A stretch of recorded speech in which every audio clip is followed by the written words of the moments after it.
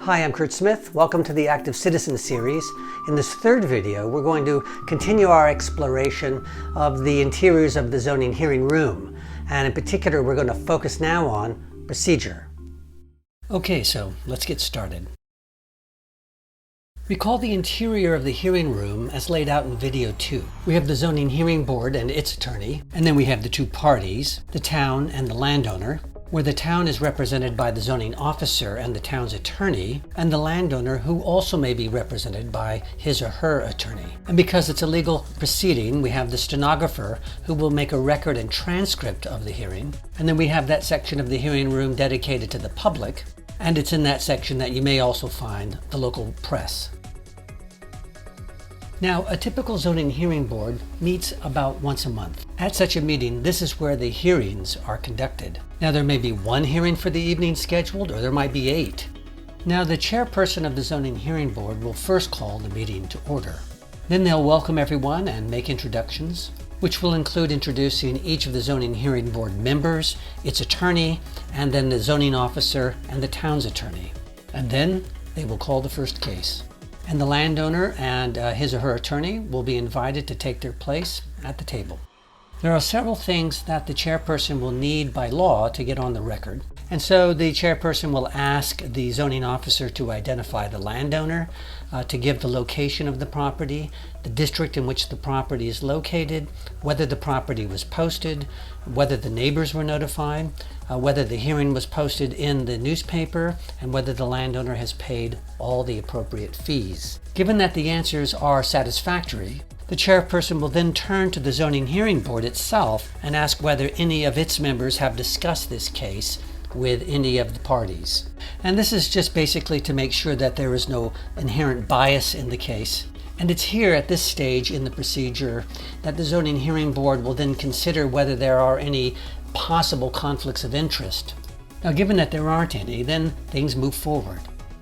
At this point, the landowner is typically invited to present their case, where the landowner's case is an appeal of some determination of the zoning officer. Now, in support of their case, the landowner can present facts, witnesses who can testify under oath, and even experts. Now, after the landowner has finished his or her presentation, then it's the town's turn. And remember that the town in this case is the defense. Now, the town will very likely present its own facts. It may try to challenge some of the facts presented by the landowner.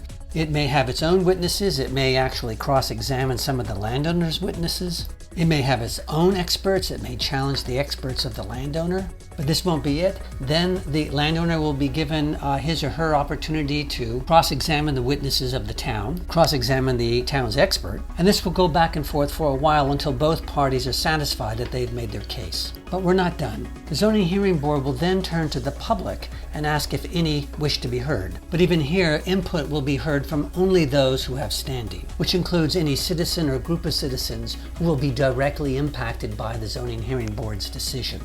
So let's say that the presentation stage is now complete. Now what? It is time for the zoning hearing board to deliberate. This will include consideration of the facts presented, the testimony given under oath, and a consideration of the law. Now, the zoning hearing board may not come to a decision that night. The law gives them some maximal time, so 45 days or so.